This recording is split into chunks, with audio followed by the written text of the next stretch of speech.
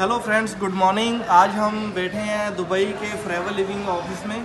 तो इन भाई ने प्रोडक्ट्स यूज़ किए हैं, फॉरएवर लिविंग प्रोडक्ट्स के कुछ बहुत बढ़िया इनको रिजल्ट आए हैं। तो ये खुद बताते हैं तो क्या उनको प्रॉब्लम थी, कब इन्होंने प्रोडक्ट यूज़ किए, कैसे उनको रिजल्ट आया। तो बताइए राणा भाई। मेरा नाम राजेंद्र राणा है। मैं हरियाणा से बिलोंग करता हूँ। मेरे को कम से कम ये 6 महीने से तकलीफ थी। पाँव ठंडे रहते थे, कानों से सुनता नहीं था, आंखों से दिखता नहीं था।